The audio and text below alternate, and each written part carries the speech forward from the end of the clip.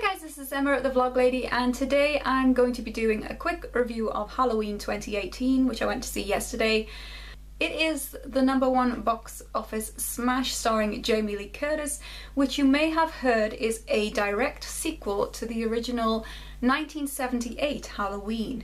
Follows the story from that movie, discounting every other of the Halloween movies which follow the Michael Myers storyline.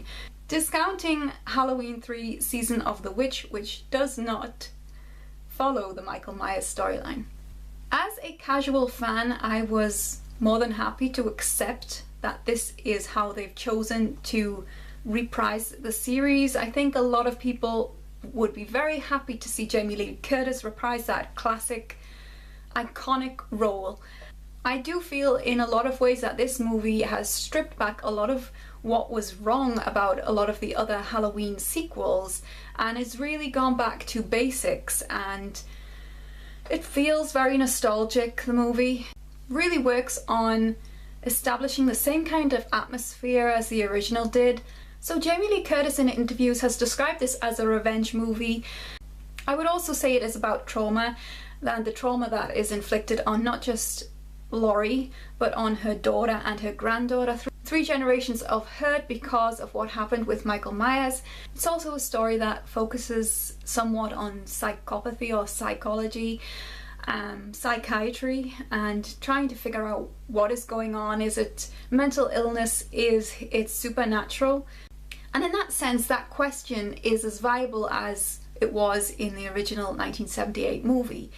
So the film is directed by David Gordon Green. It also stars Judy Greer as Karen Strode, Laurie's daughter, and it also stars Andi Matichak as Allison, who plays the granddaughter.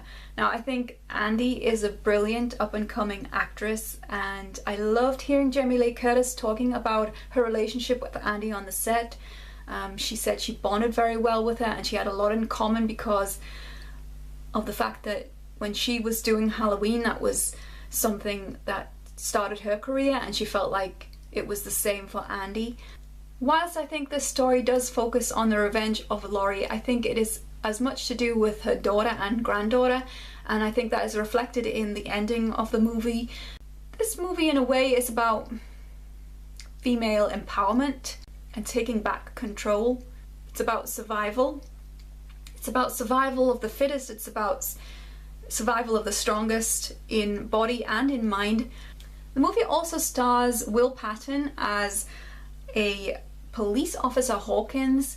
I really love Will Patton. He's one of my favorite actors, and I always feel like he's underused in a lot of movies that he's in. He's an excellent character actor, and his character arc in this movie kind of surprised me towards the end of his time on screen. It did not go in a way that I expected, and I would have liked more from the character. However, his storyline demanded that this was not to be the case. However, it was good seeing him on screen. I think he brings a very intelligent style of acting to anything that he undertakes. As a woman of my age, middle-aged, it was refreshing to see Jamie Lee Curtis in the lead role, because there aren't a lot of movies where the female lead is over the age of 55 or even 50 or even 40. It's just refreshing, and I loved it. I believe it's being applauded as one of the biggest box office hits to star a woman over the age of 55. For that alone, I'm glad that they did the movie. Was I happy about the fact that they discounted the other movies altogether? Yes, I was fine with that, apart from the fact that I thought it was a little bit clunky, the way that they explain it in the movie. What are seemingly throwaway lines which explain the fact that the rest of the Halloween movies sequels are to be discounted seem glaringly clunky to me. Perhaps should have been left out altogether. So is the movie scary? That is probably one of the questions that a lot of people want to know, and I would say it is gory at points. It is definitely bloody. It it gives us the satisfying shots of Michael killing, which just sounds horrible, but that's what we go to see, right? That's what we want to see. So we get a lot of Michael doing his stuff. We get a lot of shots which seem to mimic the original movie in terms of direction and atmosphere and setting, and I didn't find it as creepy as the original, I have to be honest. There were no real jump scares for me, and I didn't often find myself rooting for many of the victims, which is slightly worrying. Apart from the three main female characters, which were the three generations of Strodes, what did cross my mind when I was watching this is that I felt like this movie was treating male characters in a very strange way. There are a lot of male victims in the movie, and I also thought that there was a lot of making male characters look a little silly. A little silly, a little weak perhaps, a little irrational, a little hot-tempered. I could point out a lot of characters, but I don't want to get into it. I think you'll probably notice it if you watch it yourself, what I mean by this. Alison, the granddaughter's friends, for instance, her boyfriend and her best friend, her father, Officer Hawkins. All of these characters seem a little demeaned, and I'm not sure why I felt that. But I didn't really think it was necessary to make the female characters of the piece look more powerful, look more capable, look more competent. So kind of a little bit of a silly point, but the Michael Myers mask in this movie is really good and is really scary. Because some of the other masks that I've seen in other Halloween movies are really bad, and they look like a student's attempt to copy the original, whereas this one just looks really authentic and it is really terrifying, and as terrifying as a wrinkled, beat up, cut up version of William Shatner's face can be. So is this a movie that you need to see at the cinema?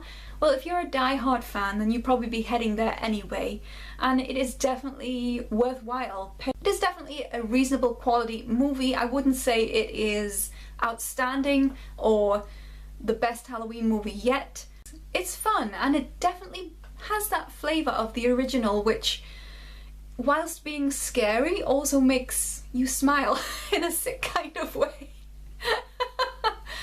Sorry about the light is fading, but at the beginning of the movie there is a sequence which, I don't know if it's meant to be funny, it came across as being unintentionally funny to me. Nobody in the cinema was laughing except me, so I feel in a way that it ramps up that camp feeling, that it intentionally cuts the line between being ridiculous and being absolutely terrifying.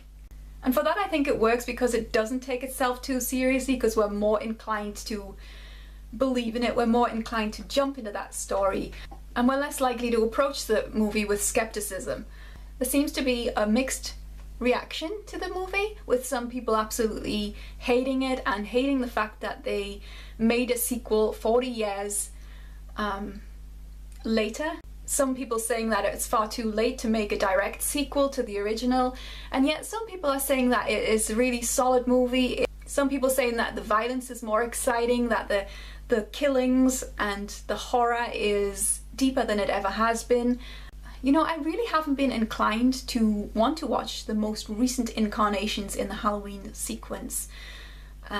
But this movie drew me into the cinema, partly because of Jamie Lee Curtis, partly because I wanted to see Michael Myers at his best again, undiluted, sort of back to the roots of the Halloween franchise. And I think that if that's what you're after, then you're going to be rewarded for that. The style of the movie, the tones, the colours, the credits, everything, the music, the classic John Carpenter music score, it all feels very genuine. It feels very much connected to that original movie. If you like that original movie, I think that you will definitely like this one. And it is something that I would definitely go back to the cinema to see. I would definitely watch it again on a streaming service. it didn't let me down, and everyone else at the cinema seemed to enjoy it. Shout out to the guy who told me that the next time he came to see it he was going to be wearing his own Michael Myers mask, because that was not at all creepy. Not at all. Okay, thank you for watching today. You can subscribe to my channel if you like. You can also leave a like and a comment if you choose to do so. And you can follow me on Twitter at TheVlogLady. And that's it for now. Bye!